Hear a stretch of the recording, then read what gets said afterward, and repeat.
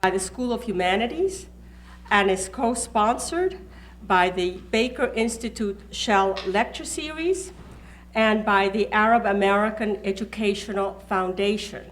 As you can see, there's a lot of cooperation in bringing this to this campus. Before proceeding with tonight's event, I would like to convey a message from both Secretary James Baker and Ambassador Ed Derigan. They would like to express their regret and their disappointment to Minister Hanan Ashrawi and to all of you that they could not be here tonight. They both are traveling on previously scheduled trips that could not be rearranged. Secretary Baker is traveling with former President Jimmy Carter to Nicaragua to oversee their election processes, and Ambassador Derigan is delivering the Fulbright Lecture in Jordan. However, they did provide a personal message that they asked me to deliver. And here is the message. We want to convey our regrets at not being here to personally introduce our friend, Hanan Ashrawi. Hanan has been a major contributor to peace and understanding between Palestinians and Israelis, and a stalwart advocate of human rights and democracy for the Palestinians. She has made historic contributions to her country, breaking through both glass and crystal ceilings to accomplish these significant goals. We send our warmest welcome to her. Let me add my own warm welcome to our distinguished speaker, Minister Hanan Ashrawi, and to so many of you in the audience who have made this lecture series possible. Although I cannot name everyone, I would like to single out for special recognition Mr. Ahmad Hijazi, Dr.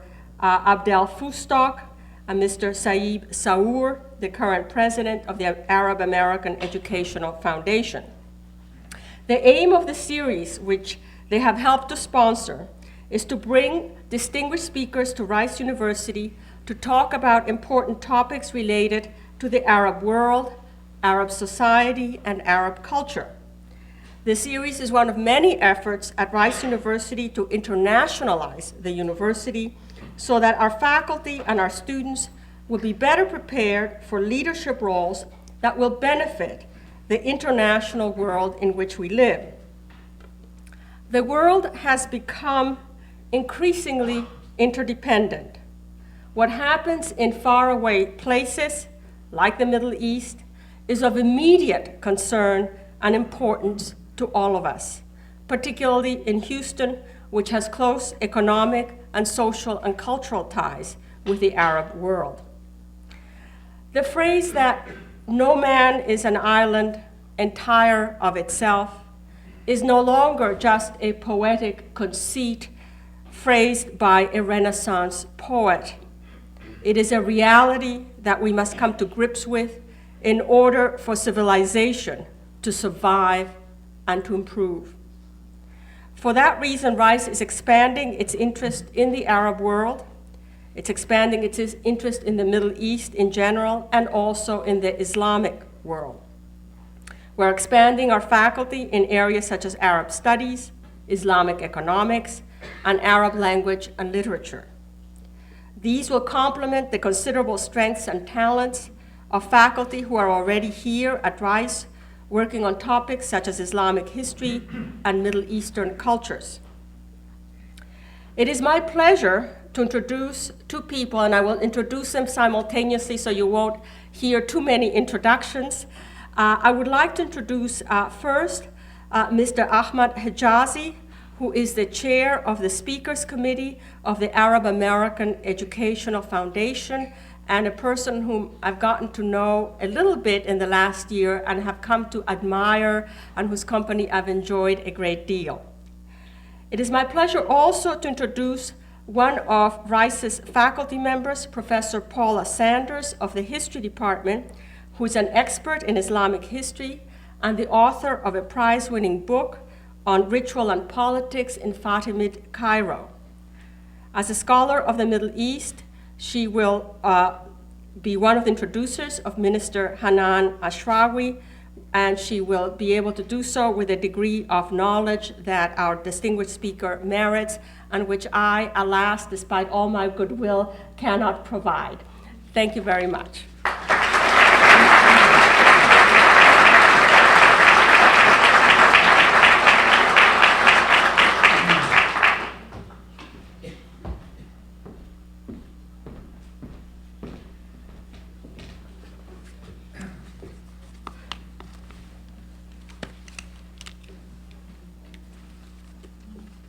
Dr. Brown, thank you very much for these kind words and for the introduction. On behalf of the Arab American Educational Foundation, I would like to welcome Minister Hanan Ashrawi and all of you, and to say that we are very honored to be associated in this venture with both Rice University and the Baker Institute. I know you are not coming to listen to our speeches, you are coming to listen to Hanan Ashrawi. So I'll be very brief. Hanan Ashrawi doesn't need introduction. She is a renowned world figure now. However, I just would like to say a few words briefly about her. Hanan is not only a distinguished political figure, she is also a wife, a mother, an educator, and an academician. Hanan received her BS at the AUB in Beirut and her doctorate at the University of Virginia. After her doctorate, she received very tempting offers from various universities here in the States. She declined all these offers and decided to go back to the West Bank's Birzeit University, where she proved to be a great educator and a role model for all her many Palestinian students. As we all know, Hanan took an active part in the peace negotiations between Israel and the PLO. Her role as the main speaker for the Palestinians was a major factor in bringing these negotiations to a successful end. Barbara Victor's recent biography of Hanan Ashrawi, titled A Voice of Reason, is titled A Voice of Reason.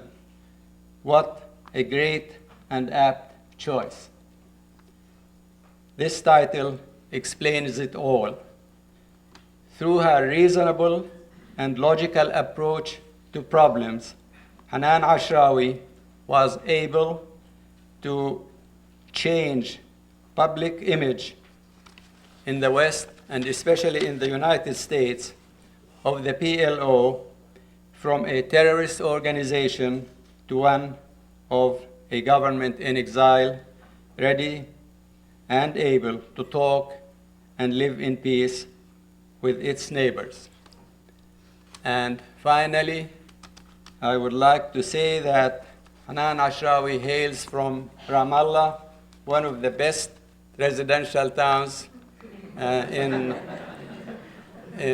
Palestine, and it has the best climate, especially in the summer. And she has we have a lot of people from Ramallah here in this town. Thank you.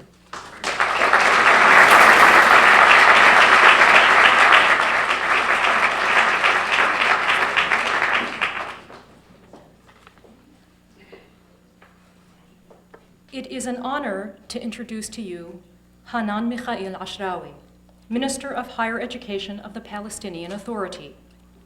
Minister Ashrawi's distinguished career as a figure in the Middle East peace process is well known to us all.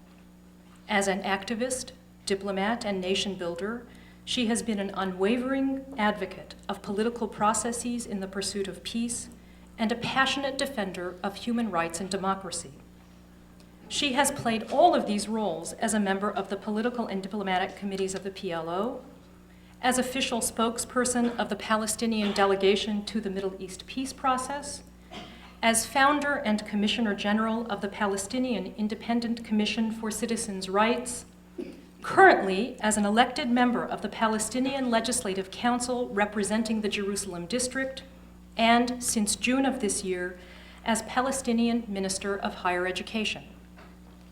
But these are only the best known of Minister Ashrawi's achievements, best known achievements of Minister Ashrawi's career. On the occasion of her delivering the inaugural lecture of the Arab Studies lecture series in Rice's Division of Humanities, I think it appropriate to provide you briefly with a rather broader view of her as a humanist, in all of the senses of that word. For, as Mr. Hijazi has already told you, Minister Ashrawi is also Dr. Ashrawi, and some of you in the audience may not be aware of her distinguished career as a scholar and teacher. Minister Ashrawi received her bachelor's and master's degrees from the American University of Beirut. If you imagined that she was a political science or international relations or even history major, you would be wrong. Her BA was in English literature, and her MA in English with a concentration in Renaissance literature and textual criticism. Didn't I say she was a humanist? Though political activism had been an important part of her life as a student, the political and the personal intersected in a very dramatic way upon the receipt of her master's degree in 1970. She had hoped to go home to Ramallah to teach after receiving her degree. She was unable to do so. Ramallah had been occupied by Israel since the 1967 war, and she was denied a permit to return. As she tells the story herself in her recent memoir, This Side of Peace, fate intervened. She was selected by the American University of Beirut English Department to receive its sole doctoral fellowship, awarded to its top student. A month later, she was in Charlottesville, Virginia, as a graduate student and then PhD candidate in English literature. Her dissertation, completed in 1981, is entitled The Contemporary Literature of Palestine, Poetry and Fiction. It is a critical analysis and translation of selected works of Palestinian poetry and fiction, which established critical criteria for interpreting and understanding what had emerged as a distinctive body of literature.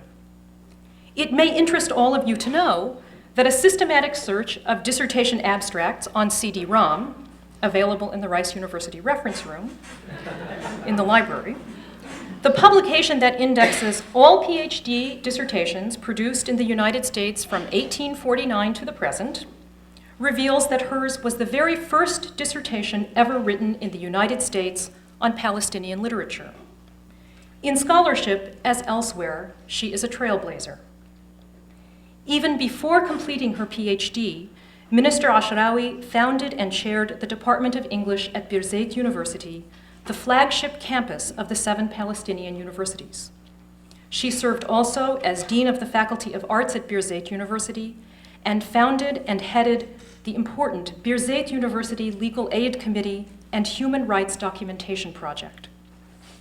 In This Side of Peace, she describes her university career as alternating between, and I quote, being an administrator and member of the university council, or being an activist and a member of the faculty union. Outside the university framework, a group of women and I started feminist study groups and held consciousness-raising sessions to try to work out an appropriate gender agenda that would address a whole different set of Palestinian realities. At that time as well, we began the first tentative contacts with Israeli activists seeking to end the occupation and to bring about a settlement on the basis of the two-state solution. End of quote. During this time, she was also publishing scholarly books and articles on contemporary Palestinian poetry and fiction, contemporary Palestinian literature under occupation, the theory and practice of literary translation, and practical criticism of the Palestinian modern short story. And throughout the peace process, in which she has played such a central role, she has remained a faculty member at Birzeit University. I hope you will agree with me that the term humanist is a very good one indeed to describe her. Whether we mean by it the study of classical texts, which was central to Renaissance humanism, or the study of the humanities more generally, or a genuine devotion to human welfare and dignity. In the university, our students often ask us, what can I do with an English major? Or more generally, what can I do with a degree in the humanities? Taken as a whole, Minister Ashrawi's career stands as an eloquent response to those questions. To those students, we might now say, you could teach, you could do research and write, and if you are Hanan Ashrawi, you can pursue peace. It is my privilege to present Minister Hanan Ashrawi.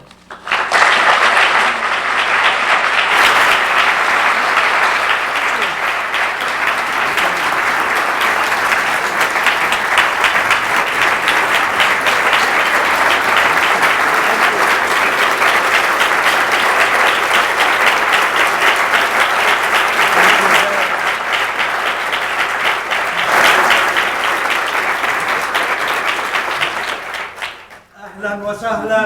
أهلا حنان فيك. العشراوي. أهلا فيك. شكرا. Well, I know a few more words other than مساء الخير وأهلا وسهلا, but I will not use my Arabic, although this feels like a family reunion. There are so many old friends and relatives here, in addition to people I've just met, whom I feel I've known for a long time. But anyway, thank you very much for a lovely and a humbling introduction. Very thorough, I must say. Thank you for your very warm welcome. I don't know whom I'm supposed to introduce, but I was telling people this is a series of introductions. By the time we finish, we'll all introduce each other to each other. But thank you for showing up, and I'm sorry for not having enough space. Those of you who are standing up maybe can pull up a floor somewhere. Anyway, I'll try to be brief. I will give you a presentation, a few brief introductions, introductory remarks, in order to leave more time for a discussion, which to me is always much more immediate and fruitful than lectures. I was asked to discuss the two streams of challenges facing the Palestinian people: nation building, democracy and human rights, as well as the peace process itself. Well, these two are definitely intertwined. But before I start on the two specific strains of Palestinian reality, perhaps a bit of theory might not be bad to put things in context, because usually conventional wisdom has it that it is war or the threat of war or times of conflict that generally produce major transformations or cataclysmic changes in the world or in political systems and realities. In our part of the world, it's exactly the opposite. I think it is peace or the prospect of peace that has produced cataclysmic changes and threatened the status quo. Basically, the status quo in the Arab world and in many parts of the world was maintained through the threat of war, of external conflict or intervention. And therefore, that was used as a convenient rationalization to maintain regimes, to exclude democracy or justify the exclusion of democracy in order to, again, rationalize the absence of human rights and to persist in a centralized system or in maintaining things as they stand. Now, with the prospects of a peace process, it seems to me the beginning, the exploratory moves towards peace, were the first real changes since 1948 and 1967, the two great dates of the Palestinian tragedy, was the first serious qualitative change in perceptions, in mindsets and attitudes. The fact that you can legitimize a discourse of peace, that you can resolve conflicts peacefully, that dialogue and negotiations are means of conflict resolution and not the language of politics or the language of power politics or military conflict. And as such, this peace process has unleashed many forces of change in our region. It has challenged many of the givens, many of the basic tenets of the status quo.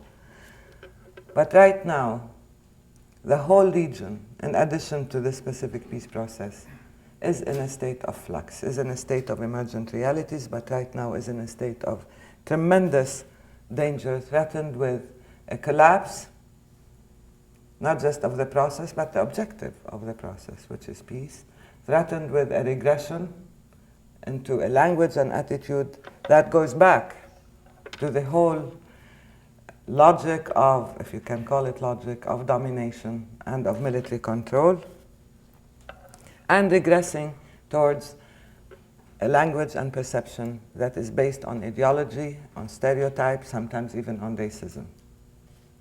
And this came about, frankly, with the election of this new Israeli government.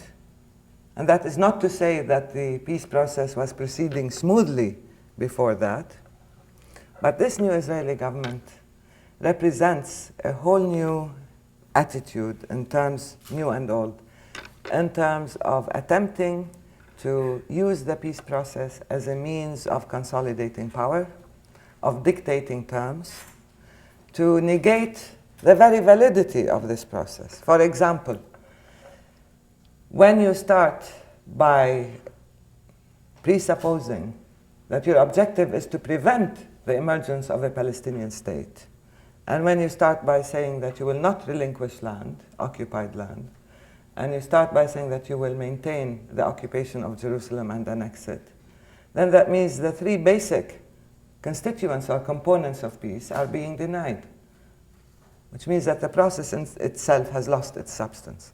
And when the process becomes an objective rather than a mechanism or a means towards achieving peace, then I think it has lost its validity as a mechanism for transformation.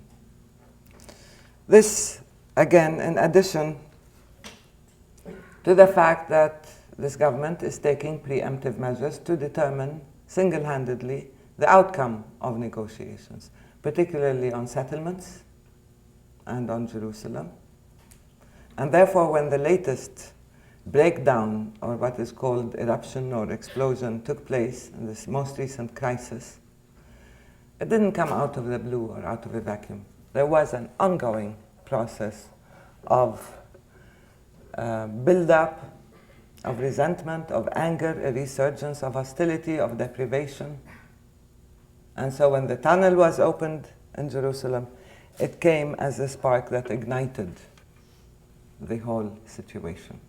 I don't know how much you know about these things, but we can discuss the details later on in the discussions. The same thing with Hebron. Israel is trying to renege on agreements that are signed and sealed. Now, if there are agreements that are signed, you cannot in any way try to reopen them for negotiations, to modify them, or to reinterpret them unilaterally, or to create facts which would negate them. That, again, makes the peace process entirely irrelevant and meaningless. And when we signed agreements, we signed them with an Israeli government. We didn't sign them with a party that lost power. And any government maintains its credibility and its legitimacy by, of course, honoring its commitments. This has not happened. What we have right now is a situation of flux and transition, which by definition is extremely difficult and painful without very clear handles, especially since those areas that you thought were areas of agreement have become areas of contention. The interim phase agreement is merely to guide the whole process of devolution of occupation, to reach to permanent status negotiations and to reach an agreement on peace, a permanent agreement. And among the agreements that were reached for the interim phase was withdrawal from Gaza and Jericho, yes, but also redeployment from the rest of the West Bank and populated areas release of Palestinian prisoners, a safe passage between Gaza and the West Bank in order to prevent the fragmentation of the land and the division of the people, the airport, which was supposed to be built in Gaza, and other agreements for the interim phase in order to prepare for permanent status. None of these agreements have been implemented so far. Instead, we ended up with an escalation of collective punitive measures. We discovered that the state of siege has become a sort of norm that Israel uses, that it imposes systematically rather than the exception. And a state of siege is a state of isolation that renders the Palestinian lands a collective prison where people cannot move, where economic conditions deteriorate, and you create very serious economic deprivation. It is not a question of just Palestinian workers working in Israel, as they say. It's a question of a whole people and economy totally strangled or strangulated. This creates, again, tremendous hardships. It creates the pressure cooker effect. It destroyed much of our academic, educational, as well as health institutions and endeavors. It separated families, and it contributed to the ongoing buildup of resentment, of a feeling of victimization. We thought the peace process would, in a sense, liberate the Palestinians from a situation of perpetual victimization to a situation of interactive initiative, of taking the initiative for the sake of peace. And that, in a sense, would represent a new type of courage and intervention in the course of history. Because when we decided to intervene, we decided that we had to represent the Palestinians, we had to explore the potential for peace as a result of a conscious decision and not as a result of weakness or lack of alternatives. And this challenge for peace, unfortunately, has not proceeded in ways that would produce serious results, but again, that's for discussion later. And we are now at the point where we are proceeding in two processes simultaneously. And I've always said that never before in the history of nations has a people been given so many handicaps and so many disadvantages and been told to go forth into the world and create a state and be a nation and equal among equals.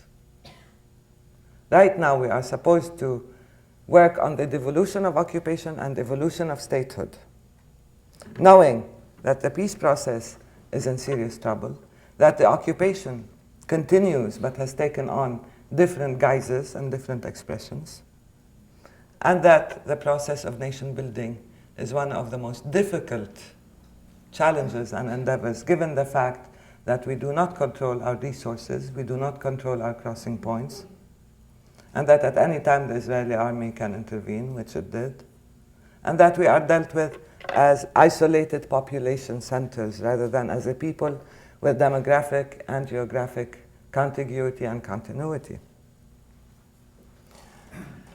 And to proceed with the process of nation building, which I'm sure is one of the basic interests of this group, as I've been told. It's not easy to start building a nation from a dual tradition of occupation and exile. We have to start, first of all, with the major R's. I mean, the first R is, of course, the rehabilitation. And we have to change, again, our attitudes and mindsets from the experience of exile, the experience of revolution, national liberation movements, and the returning leadership that all its life assumed a stance of struggle, of military struggle, and of course the mentality of a people who have lived under occupation all these years and therefore are extremely suspicious of any type of authority or militarization. And we have to merge these components of Palestinian reality in a way that would lead towards a healthy society with a democratic system.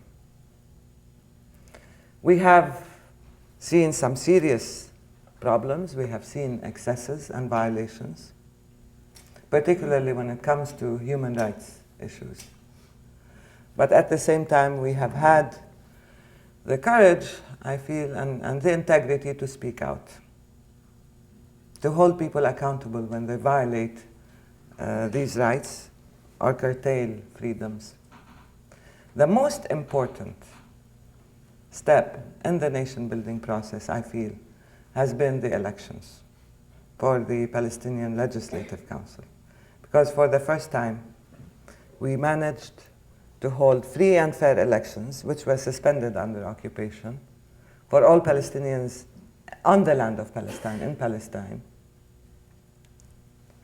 in order to have a genuinely representative system, a parliament, what we call the Palestine Legislative Council. And this parliament is a system of representation and a system of accountability, of course, like all parliaments, and a system of legislation. So we have started with the very serious endeavor of legislating the laws, which should be fair laws, to start a legal system which would get rid of the one area of pluralism that we don't need, the pluralism, the long legacy of laws in Palestine. I'm sure many of you don't know that there are still laws from the Byzantine times that are applicable in Palestine. Some of them land laws. It's true. So we have layer upon layer of legal systems depending on who was occupying us last. So you have, again, you have in the West Bank the Byzantine, and then you have the Turkish, the Ottoman laws that still apply, some of them. You have the British mandatory law, including the emergency regulations that applied. You also have the Jordanian law in the West Bank, and you have, on top of it, Israeli military orders. And then you have what is called the Revolutionary Security Law, which was brought back by the returning leadership.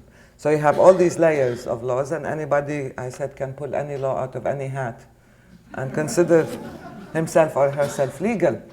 In Gaza, we have, of course, a similar system, but we have added, instead of the Jordanian, we have the Egyptian law, and we also have what is called the Palestine Law, which was, and the first legislature in Gaza, which was ratified by Abdel Nasser in 1962.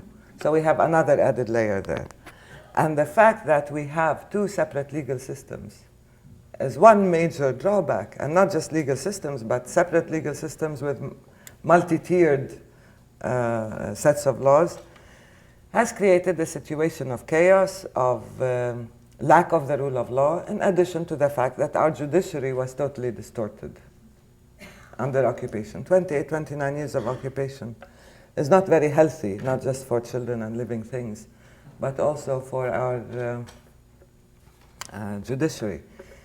So now we are faced again with the task of simultaneously completing, upgrading, legislating a new legal system that would be contemporary, that would take into account all the internationally accepted systems and laws of human rights, particularly given the fact that we don't have to reinvent the wheel. The UN has a charter, and there are international conventions that we can incorporate. And we have, in the Legislative Council, we have started with the first draft of the Basic Law, which I hope will be finished within the year. And at the same time, we have to complete the judiciary, and we have to remove the distortions, and to protect the independence and integrity of the judiciary. I'm sure you have heard at times, you know, the court takes decisions and the security refuse to implement them because they feel that they have their own regulations that supersede the courts. And this kind of violation is there, part of it because of lack of knowledge, part of it because of lack of experience, lack of clear regulations. Sometimes these violations exist because of ill will as well. But whatever the reason, we have to deal with them, we have to prevent their recurrence, and we have to ensure that we have the systems to make sure that the rule of law is respected and that human rights and basic freedoms are maintained. So while we're working on the legal system and the judiciary, we also have to work on setting up institutions. These institutions are both public, governmental, and civil society institutions. At first, from the beginning, there was a tension between institutions of civil society and between government institutions, which happens everywhere. A government feels that it has the right to control and so on, and the NGOs feel that they represent, in many ways, the pluralism of society, the endeavors, the will of the people, and the freedom to set up and explore in different capacities, different fields of work. This type of tension has not been entirely resolved, but it is still there.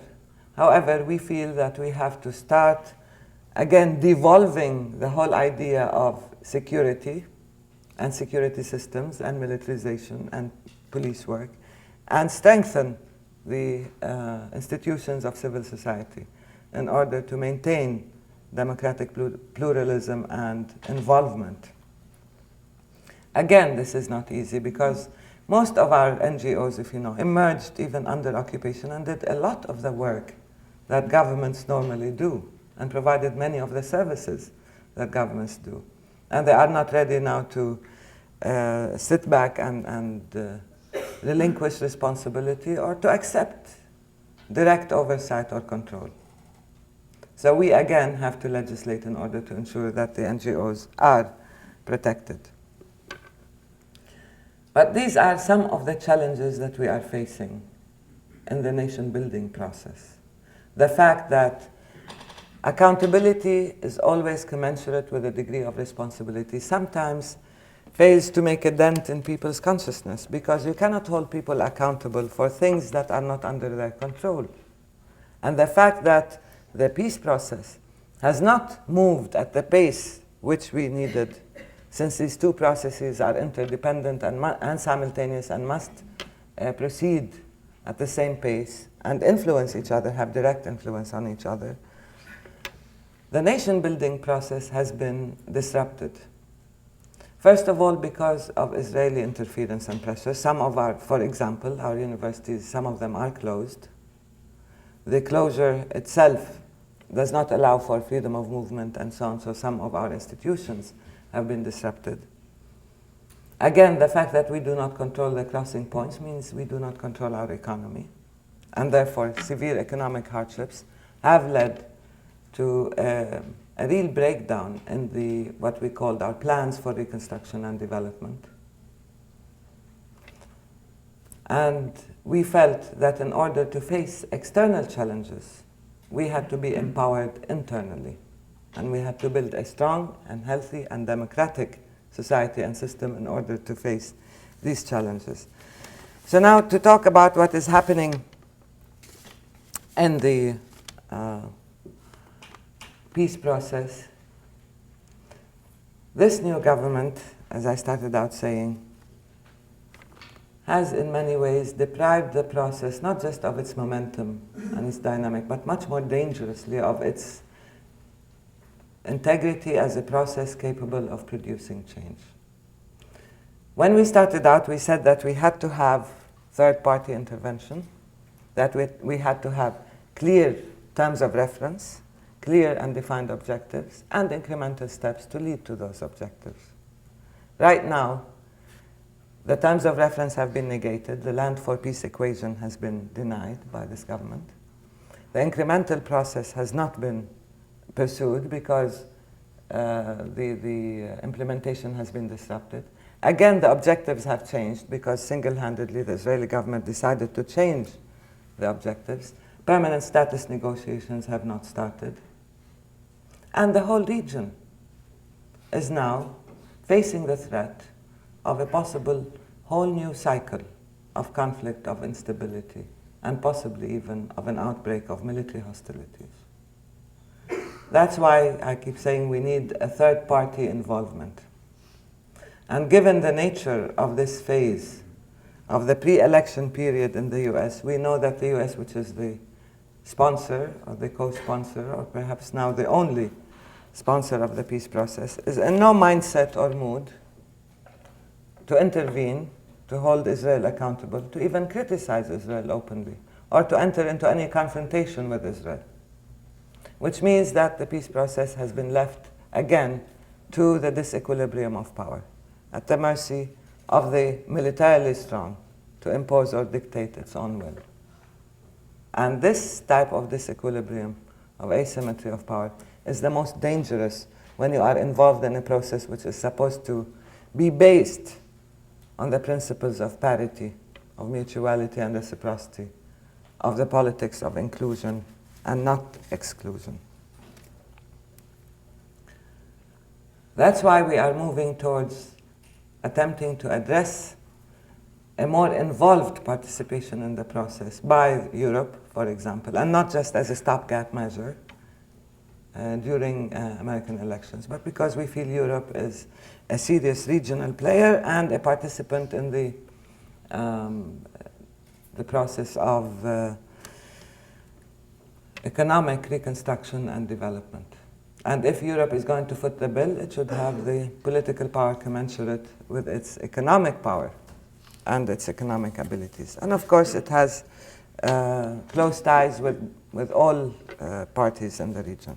Another source of empowerment, in addition to internal Palestinian institution building and nation building, in addition to attempting to provide a more active sponsorship for the process, is of course the Arab world. Because we feel that Israel has taken advantage of the divisions and fragmentation within the Arab world. And the Arab Summit in Cairo has sent a very clear signal that the Arab world is not going to sit back and allow this peace process not only to unravel, but also to threaten the whole region. Especially since you have countries that have already signed peace agreements, peace accords with Israel, like Egypt and Jordan.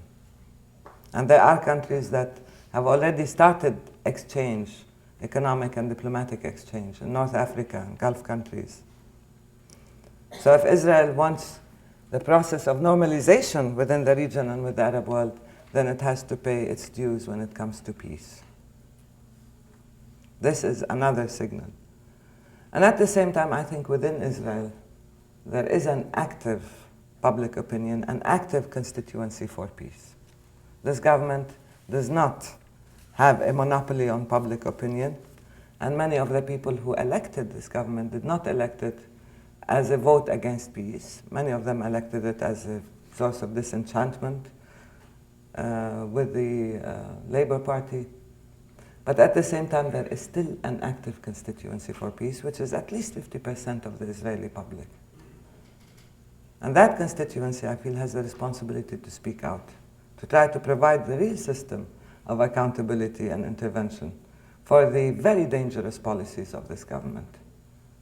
And we are starting a whole new dialogue again, or resuming the dialogue with the Israeli peace camp. But whatever it is, it's very important that we see a change in attitudes, a change in mindsets, an acceptance of commitments, the fact that Israel is not above the law, is not beyond accountability, and that the Palestinians are not people who should be constantly considered the weaker side and therefore capable of giving more concessions. It's actually the weaker who cannot give concessions objectively. But our strengths are in terms of a very active, unbroken will, a people who refuse subjugation, who were not defeated by 28 years of occupation and who will not be defeated by peace. So let's hope that peace will start again, a new relationship. Let's hope that there will be checks and balances for this new government. Otherwise, I'm afraid we are all in danger of seeing the region plunged back into a new cycle of violence. And I think without Israel, without this new government understanding the danger of persisting in such an ideological regressive approach, it would be guilty single-handedly of undoing much of what many of us have paid a very heavy price for, and the whole new trend or tendency in the region to attempt to resolve conflicts by peaceful means rather than by military means. I will stop here and take your questions. Thank you very much.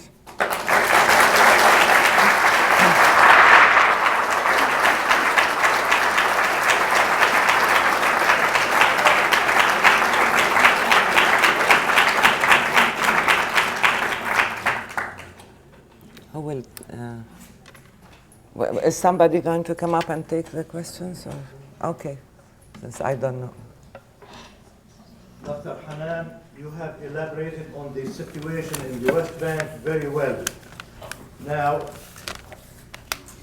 what the Palestinians want is exactly contrary to what the settlers and the Likud want. First of all, do you see any hope of reconciling these views? And if not, if it winds up in a stalemate or deadlock, what would happen next? Mm-hmm. Well, of course, that's a very important question, because that's the whole danger that we've been cautioning against. And we've repeatedly warned against this.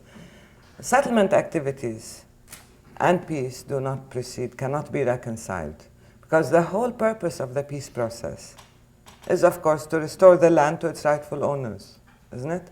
The inadmissibility of the acquisition of territory by force, as it says in the UN Charter and the preamble of the 242 resolution, the land for peace equation. So you cannot keep the land, and hope to achieve peace. Settlement activity is, to us, one of the most dangerous, if not the antithesis to the peace process. They continue to steal the land, to confiscate the land, and to bring in settlers, and to prevent the emergence of a Palestinian state. Then they are destroying the chances of peace. The previous government did not take the settlers very seriously. They kept saying, well, when the time comes, we will deal with them.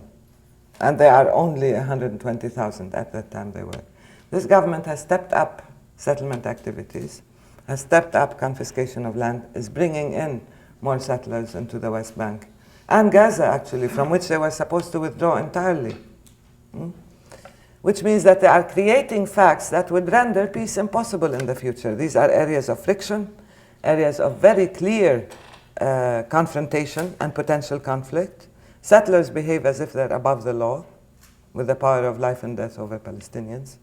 And there are Palestinians who want their land back. They're living next to the settlements sometimes. They see their land taken, and people who are living there. Therefore, without ending settlement activities and without dismantlement of settlements, as they are, I don't think you can have a genuine peace, because you negate the very foundation on which peace is to be based. Now, this government is not just Likud, as you know. It's a coalition. And it's a coalition of different parties with conflicting interests, some of them secular, some religious, some economic, and some ethnic. So within this coalition government, there is, of course, a very serious shift to the right, but there are also internal contradictions. Over lunch today, I was discussing the different composition. You have the third wave, for example, which broke away from labor, and it's very much committed to the peace process, but against withdrawal from the Golan Heights, for example, and it is largely secular. You have Shas, which is very much in favor of the peace process, but is religious in terms of its own internal orientations. You have the Mifdal, which is religious but right-wing. You have Sharon, who doesn't want to give up any land and doesn't want to pursue the peace process at all. You have David Levy, who is, of course, less hardline than the Likud. And you have others like the returnees, the Russian Immigrant Party, which is concerned more about issues of absorption. So the composition of this government makes it very difficult for the government to take decisions that are consensus decisions. And given the fact that Netanyahu was elected directly he has tremendous powers to take decisions single-handedly now. Because even if you can have a vote of no confidence in the government, it doesn't mean that he changes. He's there for 4 more years, unless he cannot form a government. So in a sense, you have in place many of the elements that contradict the peace process directly and threaten to destroy it. And how do you deal with them? You have to create accountability. You have to create a whole new equation, regionally and internationally, to deal with the new factor. But you cannot leave the peace process hostage to one person or one government. It has to be challenged. I think pressure has to be used, persuasion at best. There are economic interests at stake. The Arab world is attempting to send a very clear message about normalization. And I think the Israeli people have to question this type of thinking in the government. We called it anachronistic and quite dangerous, very regressive. And this government has to come to grips with reality rather than with the fiction that it has created. So I think there are ways in which we can deal with it. We cannot abandon hope and say it's an impossible mission and therefore we will give up. We have to create different ways of intervention. We as Palestinians have to stand firm and at the same time step up the nation-building process. Democratization, institution building, the legal system, the judiciary, the process of rehabilitation and transformation of ideas. This is very important to us because the more empowered you are internally, the more capable you are of facing external challenges. But if this government manages actually to destroy the peace process or to turn its back on the peace process, then I think you will see a legitimization of the opposite of peace, which is not what we had worked for so long. Are you taking, yes, could you take the questions because I don't see who. That gentleman in the middle, white shirt. I was personally very frightened by the ascent of Netanyahu to power. Anybody who follows it knows what his public position has been. And it has always been a rejection and a wish and a hope that somehow he could more or less flush the peace process down the toilet and never think of it again. What I'm afraid of, and I just want your response about this, is that if I were a person who wanted to ignore the commitments of the government that preceded me, the only way that I could really do that and not have egg all over my face is to completely change the situation so that throwing out the peace process will justify it, as in trying to provoke some sort of incident as the opening of the tunnel very nearly did, so that they could respond with violence and have the whole situation just decay and fall into outright raw warfare. Mm-hmm. In which case, he could easily be excused by someone who wanted to excuse him. That, well, all bets are off. The situation is not at all the same, and now he can just throw out the peace process. He's not obligated to his prior position. Yeah. Well, that's more of a comment, which I agree with. I mean, if you want to try to weasel out of commitments or agreements, you try to provoke the other side to take actions so that you will feel justified in doing that. But that's not the only thing. It seems to me the most dangerous aspect of this policy is the fact that this government is creating facts on the ground, which might be irreversible. And this type, especially when it comes to Jerusalem. Jerusalem is the core. It's going to be the essence of peace.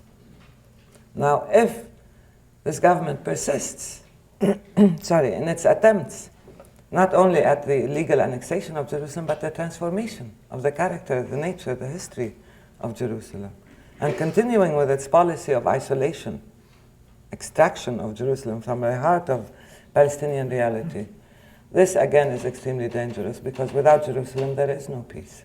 That's it, not just with us, but with the rest of the Arab world, the Christian and Islamic world. Jerusalem cannot be transformed and annexed and be made exclusively the property of one, particularly given the nature of this Israeli government. So that's another thing. Creating facts on the ground, confiscating land, buying time with negotiations, making negotiations as, an end, and at the same time transforming realities and provoking reactions among the Palestinians. That's one reason why we sent a delegation to the summit in Washington. We knew that given the fact that this American government is not capable of exerting pressure or being seen to publicly confront Israel, and knowing that the Israeli government, and Netanyahu in particular, were not going to go to Washington and make any concessions or any commitments, regardless of the difficult position of the incumbent American government, we still had to go because we felt that we had to be there to present our point of view and to be able to prove that we have tried everything possible.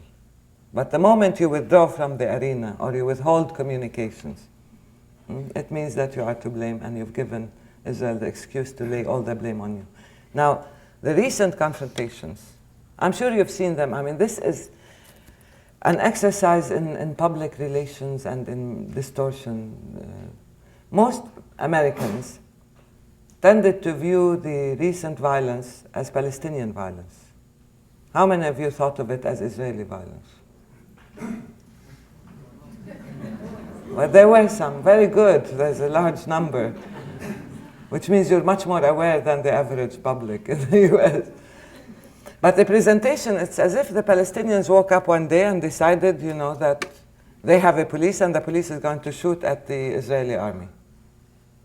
And I keep telling them, I was there. We were civilians, people marching in Palestinian land to try to rescue the peace process and to protest Israeli actions. And the army shot at us. First of all, it started with physical violence in different places, particularly in Jerusalem. But in Ramallah, the army just started shooting. It was a massacre. They shot innocent civilians. They shot people who were unarmed. And the Palestinian police was standing there for hours, attempting to restrain the Palestinians. And I said, how long? I wonder how long the Palestinian police would use self-control and would stay out of it. But this is actually what happened, is that the army that had no business controlling the entrance to the city, because it's not in the agreement for them to have checkpoints and observation points at the entrance of every town and city. This is another improvisation, an addition. They started shooting at civilians, and then they cried foul because hours later, after about 150 people were injured in Ramallah alone, and I counted, I went to the hospital, there were 45 wounded, from live ammunition wounded and killed. Then all of a sudden the army, the police decided to shoot back. And they certainly don't have sophisticated weapons, and these weapons certainly are not provided by the Israelis. They brought them back with them. And one thing the Israelis failed to remember is that this police is a Palestinian police and not an Israeli police. And they're responsible for the safety of Palestinians, not Israelis. So you don't hold them accountable if they didn't shoot Palestinians. The Israelis are doing a good job at that.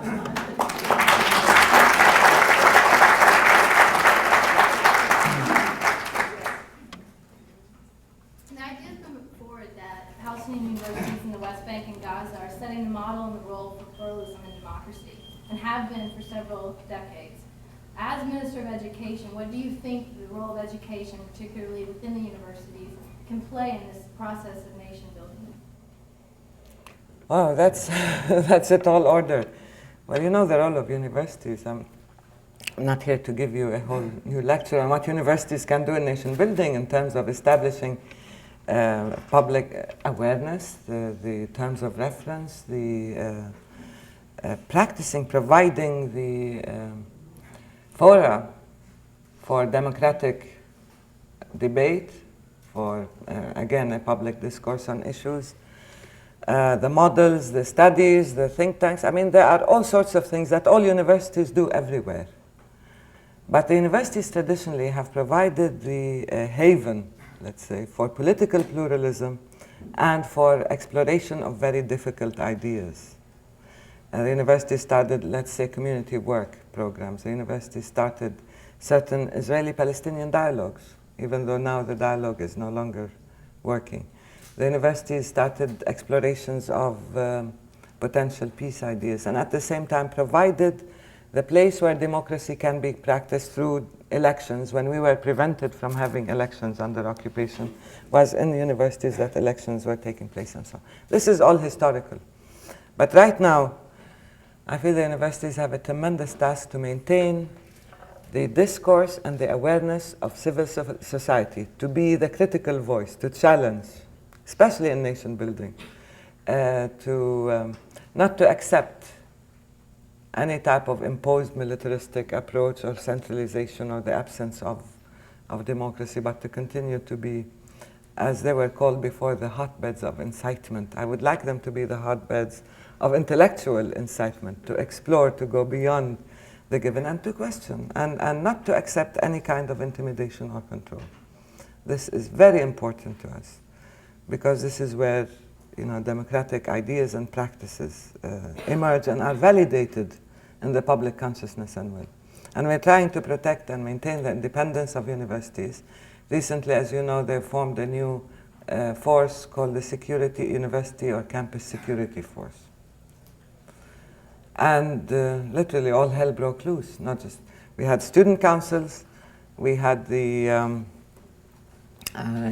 Union of Employees, we had administrators, we had the Council for Higher Education, and the Ministry for Higher Education taking one position against having a security force for universities, because we felt that this would be a real violation and an attempt at intimidation. And we do have political pluralism, and we want to maintain it, and universities should be free to have their own security if they want, but you cannot form a security force for universities from the government. So that's one issue.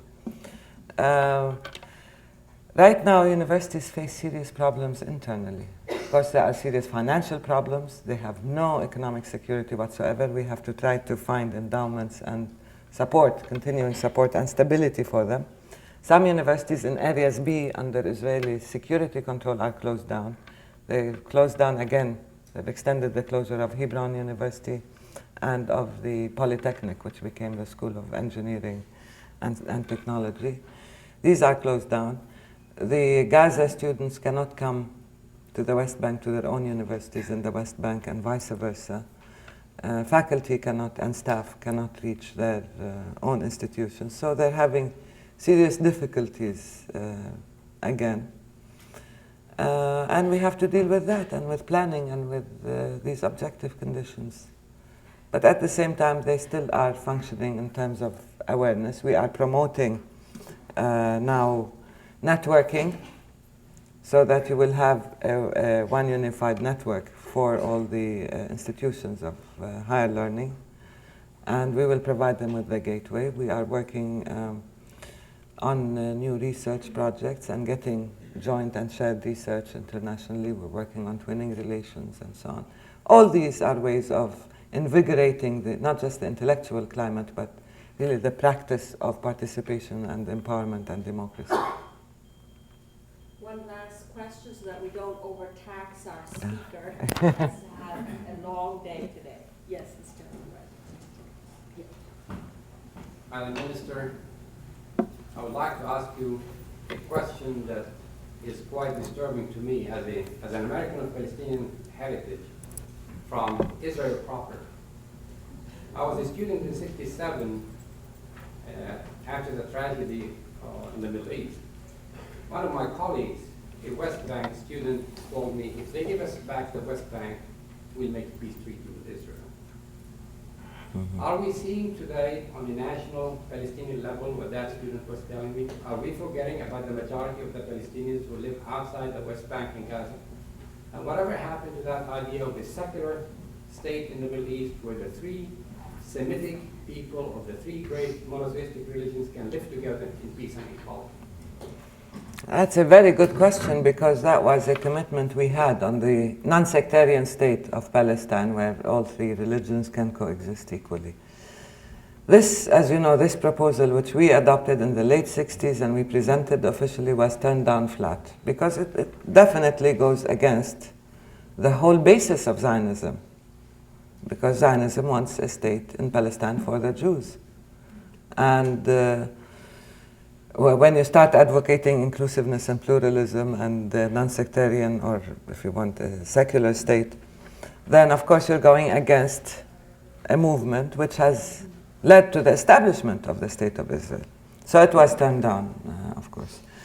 I think your main concern is for the Palestinians in exile, what is called the refugees. This issue was postponed to permanent status talks, which began in May and were supposed to resume, but were never resumed by this government. The basis of dealing with the refugee question has to continue to be Resolution 194, the right of return. Without that right of return, there is no solution to the Palestinian question. Less than half the Palestinians live on Palestinian land. More than half are in exile and refugees, particularly in neighboring areas in Jordan, in Syria, and in Egypt. And without implementing the right of return. And also Lebanon. Didn't I say Lebanon? No, you didn't. Sorry. Shows you how tired I am, having lived in Lebanon 6 years. Jordan, Syria, Lebanon, and Egypt, yes. Well, Egypt gave them stateless papers. Jordan gave them passports, but the ones in Lebanon and Syria, again, do not have papers. And there are, of course, Palestinian refugees and exiles all over the world, but the concentrations, there are some of them here. They don't think of themselves as refugees. So without the solution to the refugee question, which forms the essence of the Palestinian national question, the transitional phase is dealing only with Palestinians in the West Bank and Gaza, only. Permanent status will deal with the overall situation, because this transitional phase has severe restrictions. We do not have any of the elements of real sovereignty or control. We are just in the middle of an internal nation-building process, and the peace process is not moving in ways that would allow us to discuss boundaries, as in permanent status, refugees, and water resources. So we maintain that the only way to solve the Palestinian question is to solve the refugee question on the basis of UN Resolution 194. This is the basis in which we entered the multilateral negotiations, the refugee working group, even though Israel does not accept 194. And this is the basis on which we will pursue negotiations. But again, left to our own devices, with this asymmetry, imbalance in power between us and the Israelis, I do not think that justice or moral right will prevail alone. You need to work within a certain Arab context and within an international context that will help you to achieve or to implement those resolutions. Well, we thank our speaker. It's been a very long evening for her. Long day, a long life. She has been